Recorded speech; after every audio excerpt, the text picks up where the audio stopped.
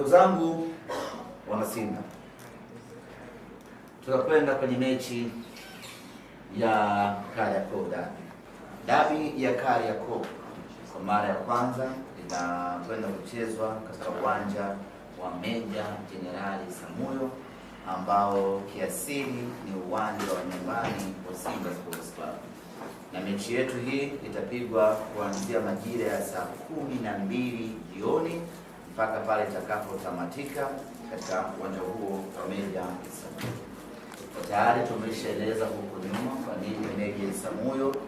Ni kwa sababu uwanja namba 1 wenye hadhi ya kuchezewa dabi kwa maana ya uwanja wa Benjamin Mkapa upo katika marekebisho, na kwa mantiki hiyo basi uwanja huo kwa sasa haufai ama hautumiki katika matumizi. Baada ya kupata taarifa hiyo, Simba Sports Club tukafanya mchakato na tukaangalia ipi ni sehemu sahihi na ni sehemu mwafaka ya pili ya kuchezewa mchezo wetu wa dabi. Baada ya tafakuri ya kina, hatimaye tukafikia mwafaka ya kwamba uwanja wa Meja Jenerali Isamuhyo ndio uwanja wenye hadhi, ndio uwanja unaokidhi, ndio uwanja wenye sifa, ndio uwanja bora na ndio uwanja ambao una haki zote za kuhosti mechi ya Kariakoo Derby. Ni ukweli usiopingika ya kwamba Meja Jenerali Isamuhyo hailingani na Benjamin Mkapa kwenye eneo la capacity ya mashabiki.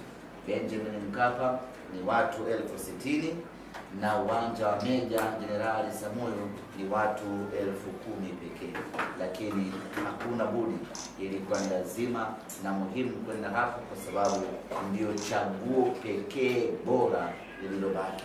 Viwanja vingine vyote vilivyobaki Tanzania havitofautiani chochote na uwanja wa Meja Isamuhyo, lakini uwanja wa Meja Jenerali Isamuhyo una sifa moja kuu ya kipekee ya kwamba ndio uwanja wenye pitch bora kuliko kiwanja chochote Tanzania hivi sasa.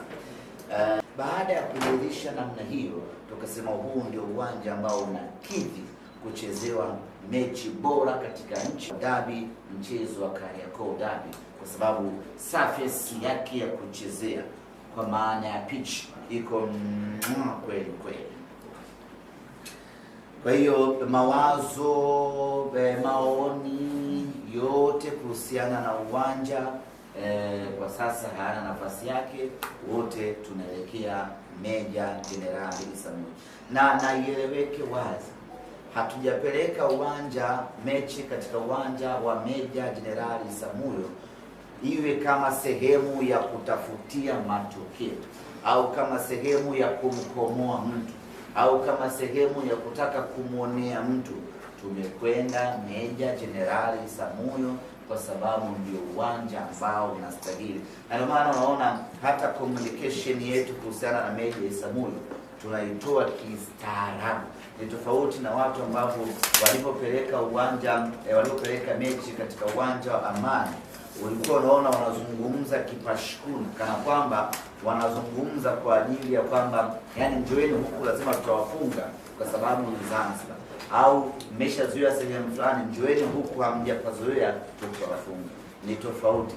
Sisi tumekwenda Meja Isamuhyo na tunawaomba na wengine waje kiroho safi, kwa sababu ndio sehemu sahihi ya kuchezea mechi yetu ya Kariakoo Derby.